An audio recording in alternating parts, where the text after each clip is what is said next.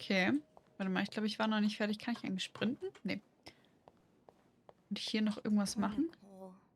No one should be stuck cleaning Okay. up the reception hall after a ball, even if they did draw the short straw. Ich hoffe, es ist nicht zu awkward für euch mit diesem wenigen Reden, weil ich versuche, möchte halt ungerne. Ach, hier ist die Karte wieder. Während andere Leute reden, halt dazwischen quasseln und dann versteht man kein Wort mehr, was die sagen. Linda's been putting these everywhere lately. It's weird that Bernard allows it. Okay. Say no to divorce. You can be divorced against your will. Women and children suffer most in divorce. You lose your succession rights in divorce. The wife's pension rights are lost in divorce. You lose your right to the family home in divorce. Okay. Nein. Lasst euch scheiden. Wenn's nicht passt, lasst euch scheiden.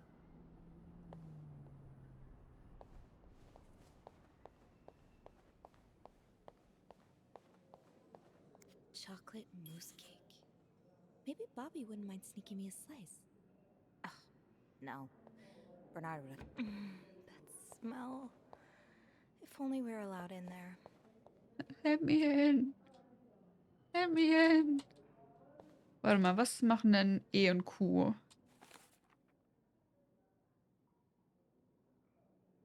Ach Mensch. Haunted Hotel.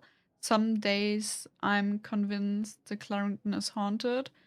It's not that I believe in ghosts, normally, but there have been too many sorry. Incidents. Mein Kopf liest es automatisch als Incident. If you know, you know. But there have to. Sorry. But, but there have been too many incidents for me to rule out the possibility completely. Just this morning, I was waiting for the elevator on the 5th floor when I heard a loud bang behind me. Like someone shutting a door, but with more force than I've ever heard a person use. I looked around, but there was no one to be seen. Am I just imagining things?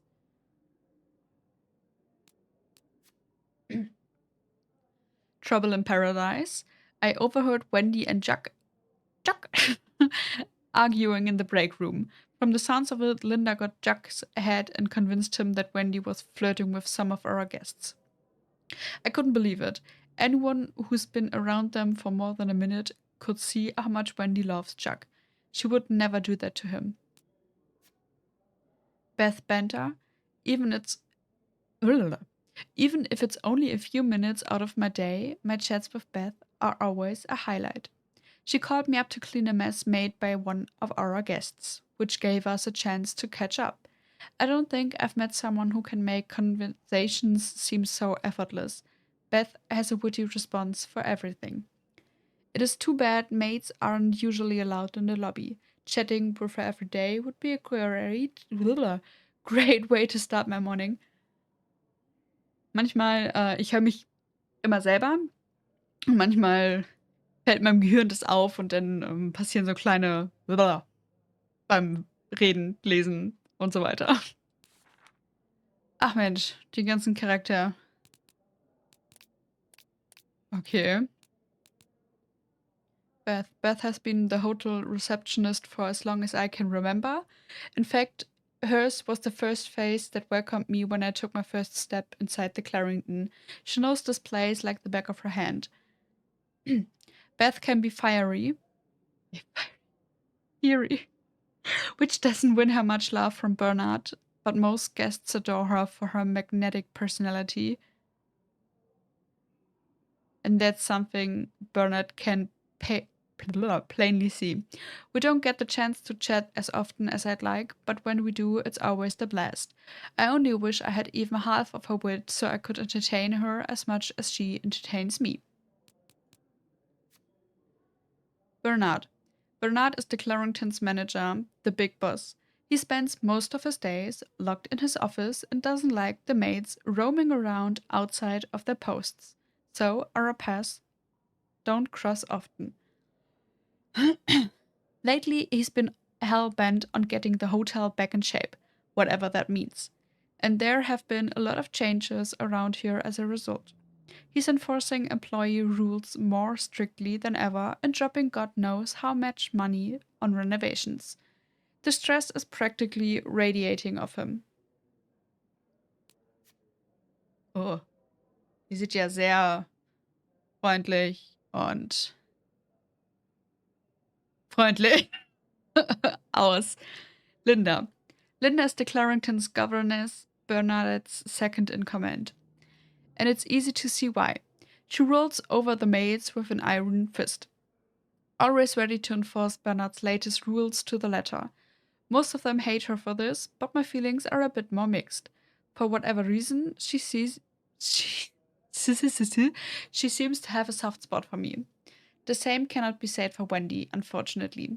It's like she made it her life's mission to break up Wendy and Jack's relationship, and I'm worried that her latest efforts may have succeeded.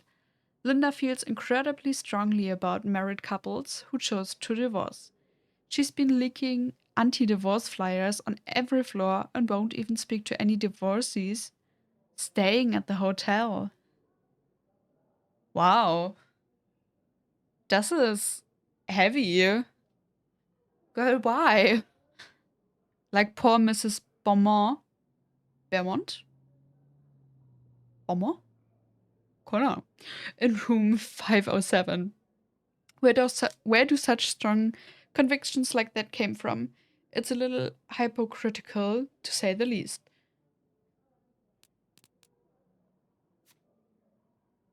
Wendy. Wendy is a waitress at the hotel's restaurant.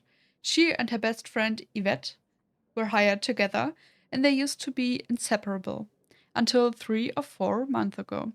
It's no coincidence that this was around the time Wendy started dating Jack, the bellboy, to whom she now happily engaged. Vor 3, 4 Monaten? Alles klar. Geht schnell. Wobei ich weiß natürlich nicht, ob das so damals zu deren Zeit normal war. Aber 3 bis 4 Monate ist Halleluja, das ist heavy.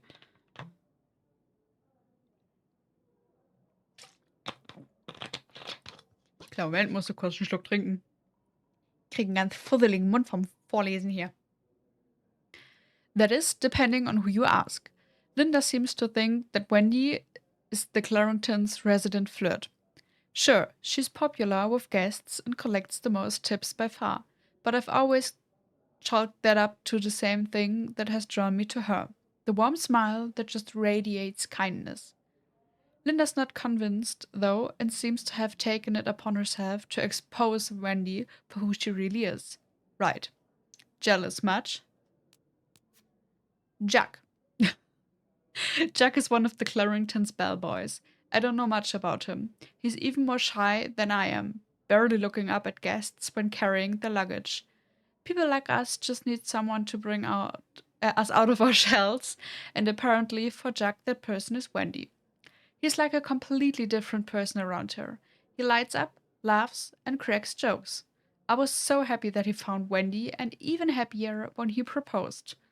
3 bis 4 Monate in deren Beziehung. Also spätestens 3 bis 4 Monate. Das kann ja auch sein, dass die, keine Ahnung, schon 2 Monate engaged sind. Dann war das irgendwie so nach 2 Monaten. They're like the Clarendon's very own Janet and Tony. Wer auch immer das ist. But it seems their engagement is in peril thanks to Linda's meddling. Stand strong, Jack. Don't fall for her manipulation. Alles klar. Don't fall for her Manipulation. Manipulations. Gott, Mann. So, Bobby. Kein Bild? Oh. Bobby is the head chef in the Clarendon's kitchen. He takes care of all the restaurant orders and the meals ordered through room service. I love walking by the kitchen doors any chance I get just to enjoy the smell of whatever Bobby's cooking up. but linger too long and you get an earful, or worse. I do not want to spend another afternoon cleaning macaroni out of my hair. Okay. Emily. Mom.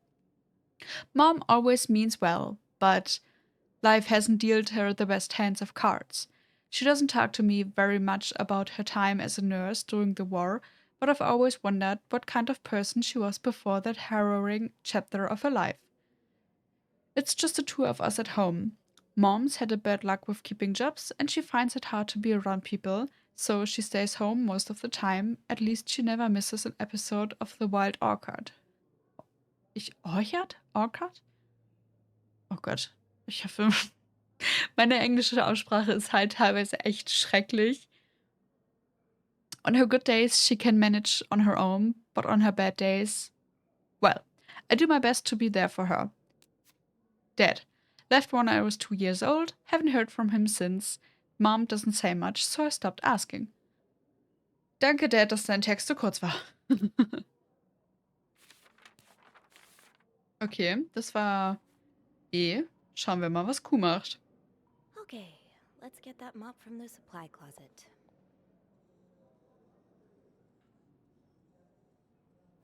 Okay. Ist das wieder so ein Say no to divorce? Falscher Knopf. Oh, Shock. Leaving luggage in the lobby? Are you trying to... Linda, Wendy's great at her job. Guests absolutely love her and... Not just guests, apparently. Oh, God damn it, Linda! I only like her because guests like her. Making sure guests are happy is my job, after all. You don't seem to care whether I'm happy. Listen, if Wendy wasn't doing her job, that'd be another story, but I can't just fire her without good reason. What if she stirred up trouble among the staff? Would that be a good reason? Curiosity killed the cat. Oh, Andrew, hi. I'm sorry, I was just... Spying on our manager? No, I heard something, and I... Hey. It's okay, I'm just pulling your leg. I'm sorry I scared you. I'm not used to having people around me while I work. Yeah, you're always working alone up there, aren't you? I actually think it's the first time I've seen you down in the lobby. Don't tell me you've been sent to clean up after the Valentine's Day ball. I heard it was a disaster. Actually, Beth called me here. Were you there during the ball? Wer ist Andrew? Den haben wir eben nicht beim Vorlesen gehabt, glaube ich. Oder ich habe ihn vergessen. Das wäre traurig. Nee, aber ich glaube nicht, dass er dabei war. Die einzigen Typsi waren ihr Papa, ihr Mr. Manager und Jack. Were you here Friday night to see the whole thing? Yeah. They had someone in charge of the event, but she ended up crying alone in the stairwell, so I had to take over. What happened? Did it really go so wrong? It certainly didn't go wrong for the people enjoying the party, but for those sober around them, that's another story. Ugh. Good God. I'm glad I didn't have to be there. I don't know how you do it. And I don't know how you handle cleaning up after other people all day. You must see plenty of weird stuff, right? Yeah. What's the weirdest thing you found in a guest's room? Something very odd, something gross, something about you. Wahrscheinlich something gross. It's a bit gross. Oh. I hope it's got nothing to do with bodily functions. Wahrscheinlich. God, I hope so too. A few weeks ago, I walked into a room and found the trash can filled with cucumbers. Oh. Whole cucumbers. And some of them were carved, and I threw the whole trash can out that day. Don't tell Bernard. I won't. Sag's vielleicht noch lauter vor seiner Tür. I better go help Beth. It's hell here with the snowstorm. It's okay. I need to, Yeah, all right. Take care. You too. As if it wasn't enough having to deal with endless letters of advice from Raymond. Raymond? What does he want? He wants me to lower room prices. Make sure the hotel stays accessible to everyone. Oh, I can hardly believe you two are from the same. Andrew's ambush. Oops, so Andrew called me eavesdropping on Bernard and Linda, who was once again complaining about Wendy. Thankfully, he didn't make a big deal out of it. He doesn't seem the kind to judge. He's actually quite nice, easy to talk to, fun to to tease, and funny in his own quiet way. I hope I get a chance to talk to him more. I get the sense that there's a lot more to him that he willingly shows. The last thing I want is to look like a beggar. So, da ist er. Andrew. Andrew ist the concierge. Oh, ich hoffe, ich habe es richtig ausgesprochen. And receptionist for the Clarendon. He's intelligent, professional, kind, and well mannered, which easily makes him Bernard's favorite, but he knows how to have fun when no one is looking. Whenever I see him, he's either dashing off on his latest errand or burying himself in a book, so we haven't had a lot of chances to socialize at length. When we do, though, it always feels easy, like talking to someone perfectly attuned to your wavelength. Maybe I should ask him for some book recommendations. It would be nice to have more reasons to talk to him. Achso, ja. Ich drücke die ganze Zeit Escape, wenn ich raus will, aber es ist halt rechte Maustaste. Kann ich hier auch rumsnoopen? Nee. Bobby made it very clear he doesn't like anyone walking into his kitchen uninvited.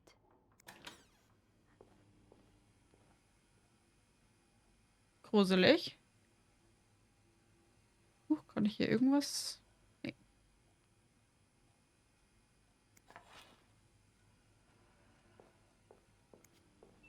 Warte mal.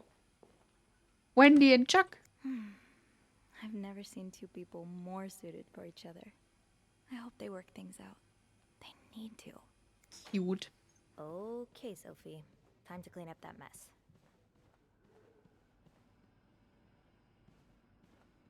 Ich würde gern rennen können, Really sorry about that. aber es ist realistisch, dass ich es nicht kann. Have to make sure it doesn't happen again.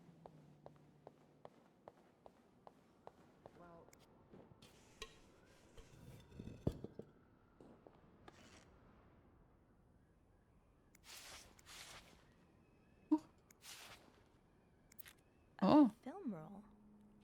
The guest must have dropped it when he knocked over the vase. Probably should return it to him. Ew. I better throw that away. La la la la la la la la. Ist wie bei Hausflipper. Das Fenster sauber machen. Lieb's. Bin ich fertig? There's still some junk lying around. Ah, okay.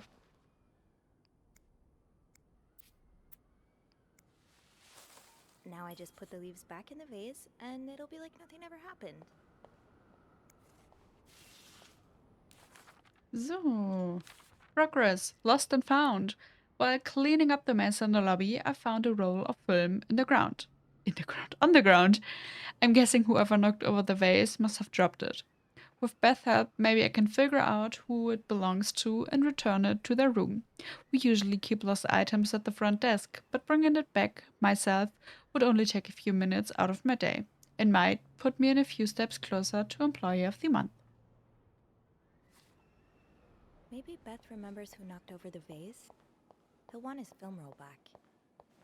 I understand, Mr. Ramsey.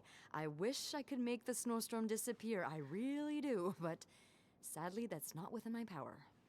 Beth, who knocked over that vase? Mr. Spade. Mr. Spade? Well, I can check with the airport and let you know when flights resume. Until then... Yes, I know. You've said that already. But... no, that's very unlikely. So, which room are you staying in, Mr. Spade? Mr. Spade. Manager, if you'd like. I'm sure he'll be... Warte mal, ich glaube, ich bin ein bisschen blind. Price, Sullivan, Page. Well, for that, you'd have to talk to the Spade. manager's manager. First Would you like to time. contact him? 505. Sadly, he doesn't have a phone. He's a Beth said the guest was a Mr. Spade. The film roll probably belongs to him. I should be able to find his room in the logbook. Kann ich den Where Aufzug? am I going? I need to get back to the logbook and find Mr. Spade's room number. Ja, 505. how much you want the snowstorm to end. It may help to repeat his name, too. It's, God, G-O... Ah, I'm sure he'll be very sympathetic Ooh. to your plight. No, that's not it. No, I never No. dare. Room 505. Great. That's on my floor. I can return that film roll without going out of my way. Sir? Oh, well.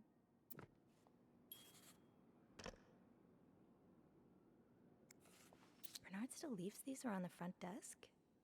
Guess he didn't hear Beth when she swore she'd burn the place to the ground next time she had to suffer through one of his sermons.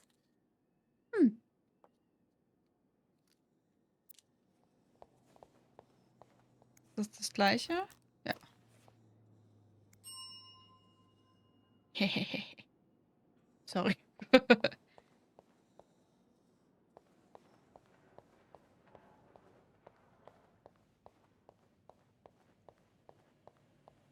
So, 505. Jetzt aber.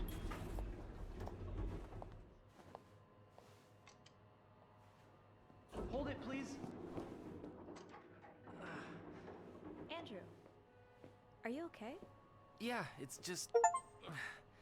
I slipped on the puddle by the restrooms. Oh, I'm Oh. sorry. I probably should have cleaned that. Oh, no, it's my fault. I should have asked Eugene to repair the leak.